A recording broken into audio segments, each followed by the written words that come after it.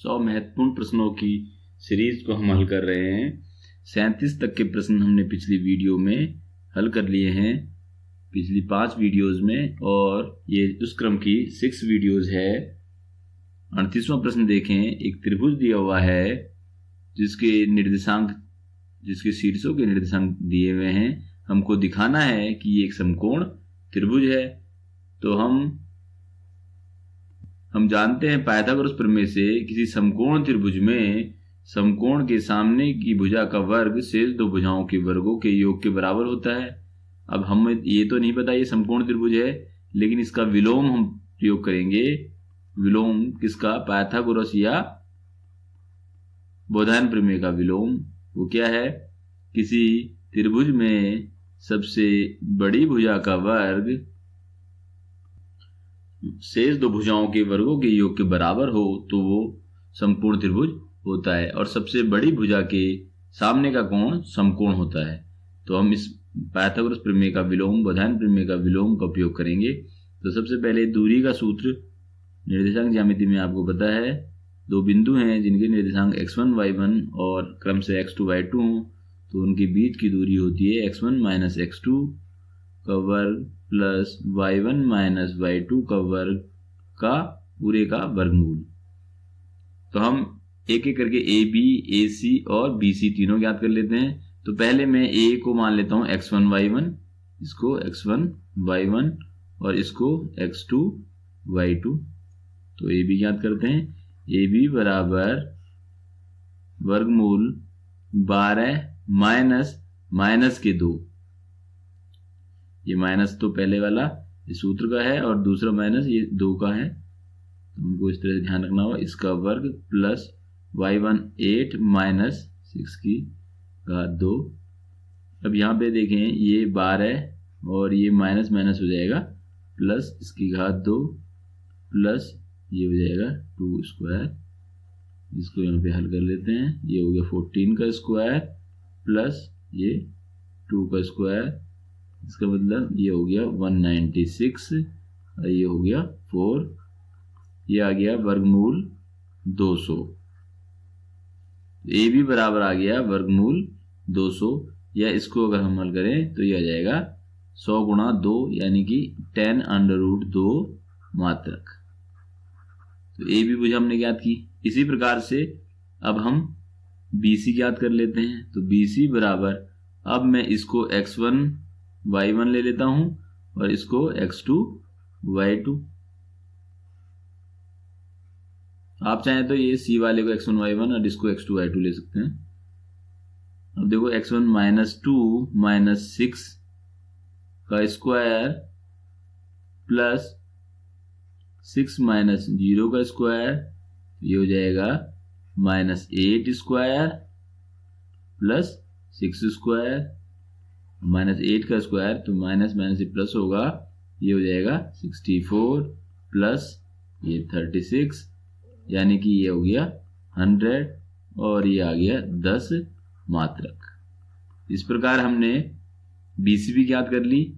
अब AC कर लेते हैं, तो इसको छोड़ देते हैं। अब यहाँ पे x1 y1 A और C x2 y2 है, इनको ले लेते हैं। तो AC याद करते हैं। AC बराबर x1 12 और x2 6, तो 12 माइनस 6 इसकी घात 2 प्लस y1 8 माइनस 0 की घात 2 बराबर यहाँ पे 6 स्क्वायर प्लस 8 स्क्वायर। यहाँ पे देखें ये हो गया 36 और ये प्लस 64, 8 का स्क्वायर 64 होगा, और ये फिर 100, इसका वर्गमूल ये आ गया 10 मात्रक। अब हम देख रहे हैं यहाँ पे सबसे बड़ी भुजा जो है वो AB है। तो हम देखते हैं कि AB का वर्ग जो है दोनों के वर्गों के योग के बराबर हो रहा है नहीं। तो देखें AB का वर्ग ज्ञात करें, वो हो गया 10√2 की घात 2, यानी कि 10√2 गुणा 10√2, 10 10 100 2 हो जाएगा, ये आ गया 200। और देखें BC का वर्ग प्लस AC का वर्ग, तो BC कितना है 10, इसकी घात 2, AC कितना है 10, इसकी घात 2, तो ये 100 प्लस 100 ये कितना हो गया 200। ये तो इसके बराबर हो रहा है, यानी कि ए बी का वर्ग बराबर है बी सी का वर्ग प्लस ए सी का वर्ग। तो हमने दिखा दिया पाइथागोरस का विलोम कि इस त्रिभुज में सबसे बड़ी भुजा का वर्ग शेष दो भुजाओं के वर्ग के योग के बराबर। तो यानी कि ये क्या होगा समकोण त्रिभुज। तो अतः त्रिभुज ए बी सी एक समकोण त्रिभुज है। और सबसे बड़ी भुजा कौन सी है इसमें जिसका वर्ग हमने किया शेष दो भुजाओं के वर्गों के, वो है ए बी। तो यानी ए बी ये है, तो इसके सामने वाली भुजा, इसके सामने वाला कोण जो है ये होगा समकोण। तो कोण जहां कोण ए सी बी बराबर 90 अंश।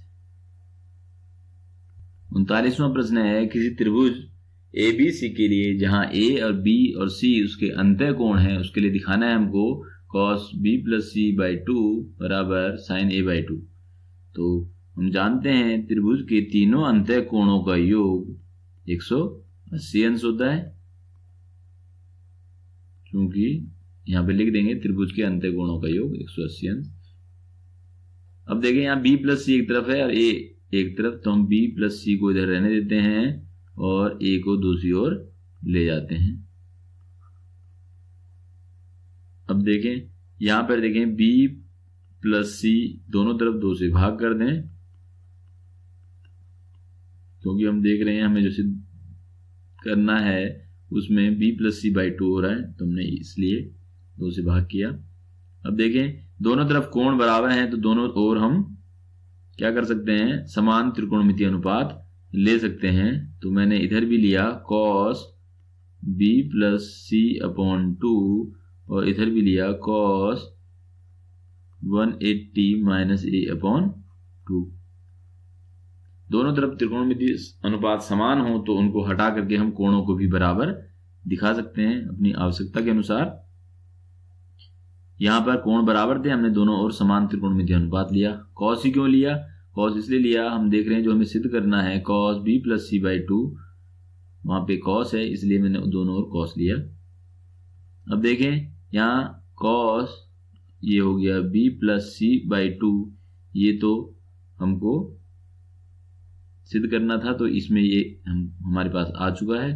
इधर हम सरल करते हैं 180 अपॉन 2 माइनस ए अपॉन 2, और इसको लिख सकते हैं हम cos 180 अपॉन 2 यानी 90 माइनस ए अपॉन 2। अब हम जानते हैं कि cos 90 माइनस थीटा, थीटा यानी कि कोई भी कोण बराबर होगा साइन थीटा के। तो इसका प्रयोग करके हम यहाँ लिख सकते हैं इसको साइन a बाई 2, इस तरफ ये ऐसे ही लिख देते हैं। तो यही हमको दिखाना था। इस तरह के प्रश्नों में हम ध्यान रखेंगे कि कौन से कोण एक तरफ हैं और कौन से दूसरी ओर, तो यही हमें सिद्ध करना था। अगला प्रश्न है tan a बराबर 3/4 दिया हुआ है और a प्लस b बराबर 90 दिया हुआ है, हमें cot b का मान ज्ञात करना है। तो इनकी सहायता से ये हम दिखाएंगे। तो a प्लस b बराबर 90, तो दोनों ओर कोण बराबर हैं ये, तो हम दोनों ओर समान त्रिकोणमितीय अनुपात ले सकते हैं।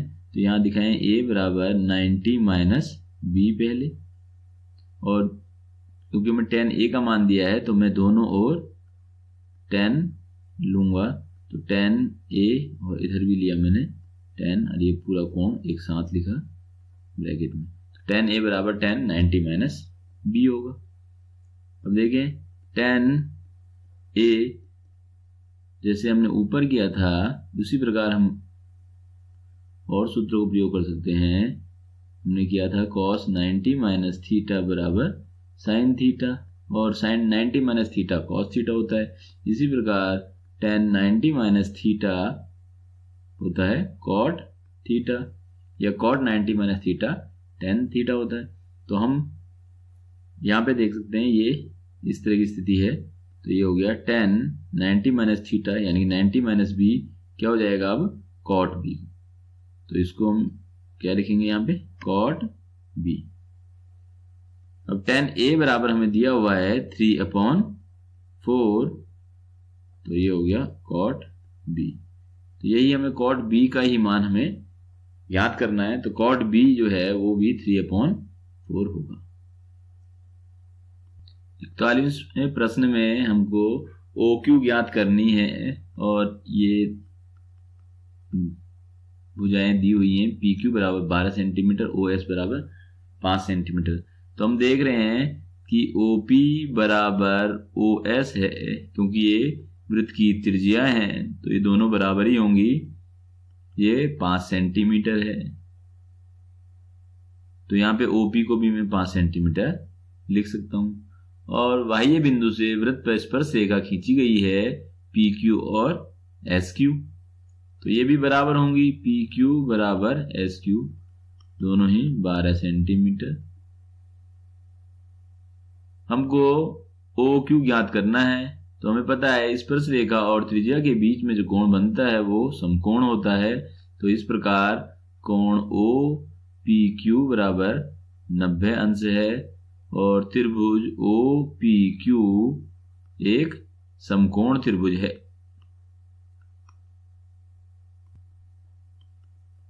तो समकोण त्रिभुज में हम पाइथागोरस प्रमेय का प्रयोग कर सकते हैं, व्यवधान प्रमेय का। समकोण के सामने की भुजा यानी कि कर्ण, तो कर्ण का वर्ग बराबर शेष दो भुजाओं के वर्गों के, OP का वर्ग प्लस PQ का वर्ग। तो OP कितना है 5, इसका स्क्वायर, PQ कितना है 12, इसका स्क्वायर, हो गया OQ का वर्ग। तो 5 का स्क्वायर हो गया 25 और 12 का स्क्वायर 144, इनको ऐड किया ये हो गया 169। तो OQ का वर्ग बराबर हो गया 169, यानी कि ये हो गया 13 का स्क्वायर। तो OQ का स्क्वायर बराबर 13 स्क्वायर, यानी कि दोनों ओर वर्गमूल ज्ञात निकालेंगे तो OQ बराबर हो गया 13 सेंटीमीटर। तो यही हमें ज्ञात करना था। तो वृत्त के केंद्र से उस बाह्य बिंदु की दूरी हमको ज्ञात हो गई। अगला प्रश्न है, दो बिंदुओं को मिलाने वाली रेखा जो है उसके निर्देशांक दिए हुए हैं दोनों शीर्षों के, और एक बीच में कोई बिंदु है कहीं पर जो इस रेखाखंड को 3:1 में बांट रहा है। तो उस बिंदु के निर्देशांक ज्ञात करने हैं। तो मान लिया उस बिंदु के निर्देशांक x और y हैं और ये अनुपात m1:m2 3:1, ये निर्देशांक हो गए x1 y1, ये है x2 y2। तो हमको पता है ये जब आंतरिक विभाजन हो किसी रेखाखंड का, तो उसके आंतरिक बिंदु के निर्देशांक x बराबर क्या होता है m1 x2 plus m2 x1 upon m1 plus m2, ये x का मान आएगा यानी भुज आएगी उस बिंदु की। और y बराबर होगा यानी कोटि बराबर m1 y2 plus m2 y1 upon m1 plus m2। तो किसी दो बिंदुओं को मिलाने वाली रेखा में कोई बिंदु ज्ञात करना है जो उनको आंतरिक विभाजित करता है, तो उस बिंदु के निर्देशांक इस प्रकार होंगे, जहां m1 m2 वो अनुपात है। तो इनके मान रखते हैं और ये बिंदु x और y को ज्ञात करते हैं। तो x बराबर m1 कितना है 3, तो ये 3, और x2 कितना है 8 प्लस ये 1 m2 गुणा x1 4 अपॉन 3 प्लस 1, ये हो गया 8 3 24 प्लस 4 अपॉन 4, तो ये 28 अपॉन 4, ये आ गया 7, x बराबर आ गया 7। इसी प्रकार y m1 कितना है 3 y2 5 प्लस ये 1 गुणा माइनस के 3 upon 3 plus 1, 15 minus 3 upon 4, y बराबर ये हो गया 12 अपॉन 4, y बराबर 3। तो इस प्रकार इस बिंदु के जो आंतरिक विभाजित कर रहा है उसके निर्देशांक एक्स वाई जो है वह है 7 और 4। यहाँ लिख देंगे एक्स वाई बराबर, निर्देशांक को इस तरह से बराबर दिखाया जाता है 7, 3। 43वां प्रश्न है, एक पासा है, पासे को फेंकने पर सम संख्या आने की प्रायिकता हमको ज्ञात करनी है। तो पासे पर संख्याएं कौन कौन सी होती हैं? 1, 2, 3, 4, 5 और 6। तो सम संख्याएं कौन कौन सी हैं? जो सम संख्या यानी कि जो 2 से विभाज्य होती हैं, तो यानी 2, 4 और 6। कुल संख्या कितनी है? ये 6। तो हमको याद करनी है प्रायिकता सम संख्या आने की। तो P सम संख्या, शॉर्ट में ये लिखते हैं, यानी प्रायिकता सम संख्या की क्या होगी? सम पासे पर सम संख्याएं, कुल सम संख्याएं, पासे पर कुल सम संख्याएं अपॉन कुल संख्याएं।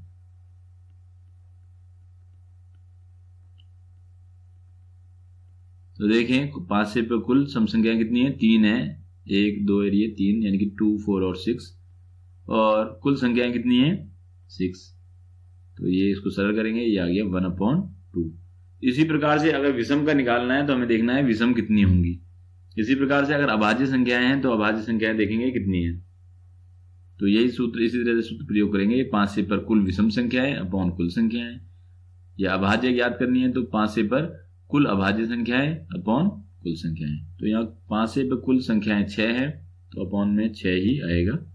अगला प्रश्न देखें 44। एक छतरी है, इसमें 8 ताने हैं, यानी लोहे के तार जो हैं, और सब समान दूरी पर हैं, और एक तार की जो लंबाई है वो 45 सेंटीमीटर है।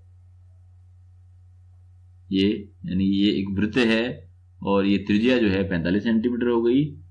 हमको ज्ञात करना है किसी एक त्रिज्यखंड का क्षेत्रफल। ये तो ये वाला त्रिज्यखंड ले लें माना, इसका क्षेत्रफल ज्ञात करना है। तो हमको इसका ये कोण जो है वो ज्ञात होना चाहिए, क्योंकि ये सब बराबर बराबर हैं, सब बराबर काट रहे हैं। तो यहाँ पे केंद्रीय कोण जो है वो कितना होगा? 360 अंश का। और कुल कितने भाग हो रहे हैं? ये 8। तो हम लिख देते हैं 2 तानों के बीच का कोण बराबर होगा कुल केंद्रीय कोण, यानी केंद्रीय कोण अपॉन कुल कितने भाग हैं, यानी कि कुल कितने त्रिज्यखंड हैं। तो कुल त्रिज्यखंड,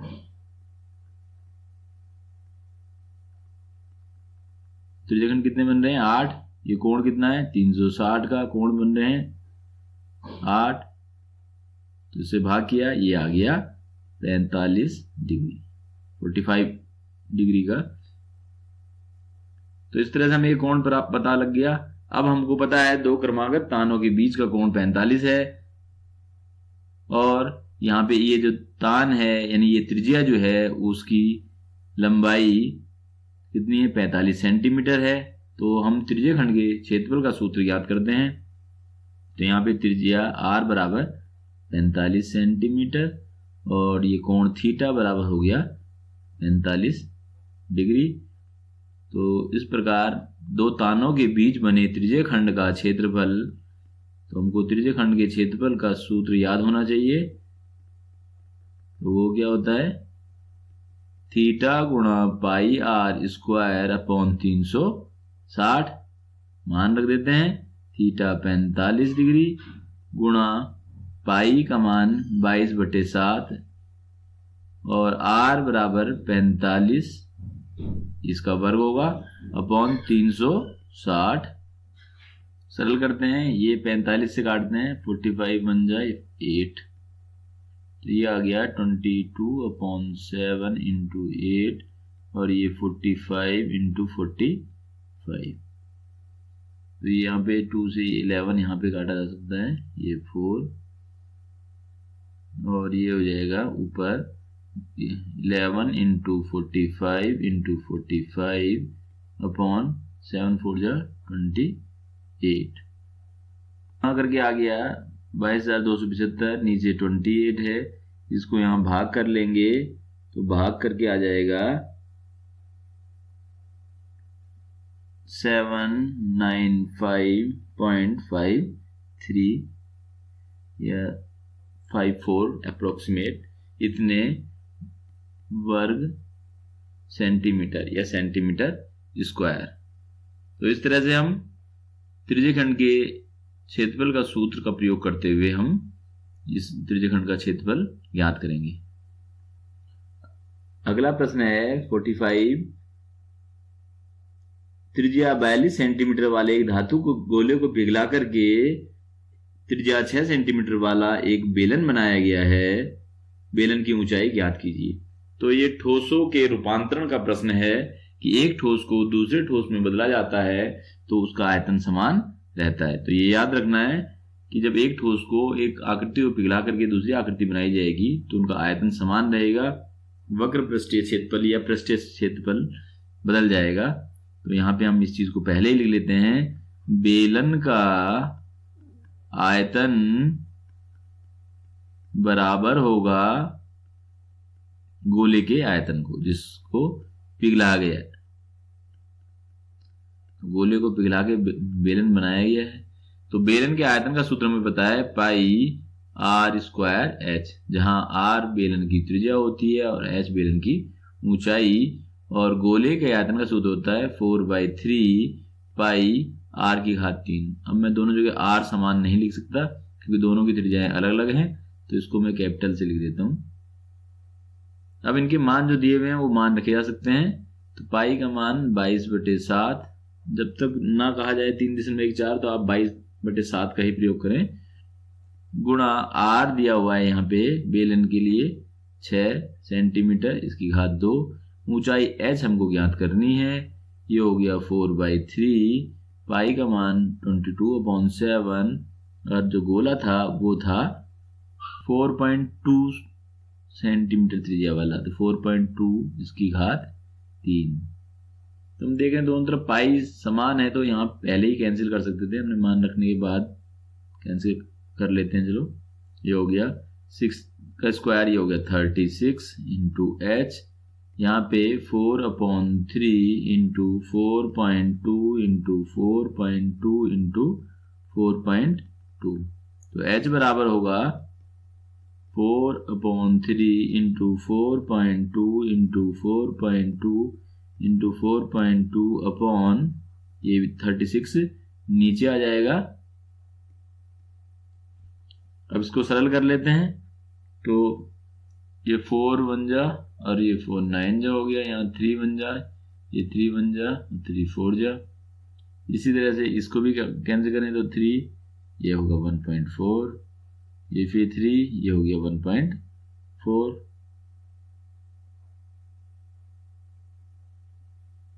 तो अब यहाँ पे आ गया h बराबर 1.4 गुणा 1.4 गुणा 1.4, इन सब की गुणा कर लेंगे। पहले 1.4 की कर लेते हैं, 1.96 इंटू 1.4 और फिर इसकी गुणा कर लेते हैं, तो ये आ गया 2.744 सेंटीमीटर। तो जो बेलन बनेगा जिसकी त्रिज्या 6 सेंटीमीटर है, जिसके आधार की त्रिज्या, उसकी ऊंचाई 2.744 सेंटीमीटर होगी, जो 4.2 सेंटीमीटर त्रिज्या वाले एक ठोस गोले को पिघलाकर बनाया गया है। तो ये इस तरह से 45 तक के प्रश्न हमने कर लिए हैं। हमारे 2 खंड पूरे हुए। आगे 46 प्रश्न के लिए हम नेक्स्ट वीडियो मिलते हैं।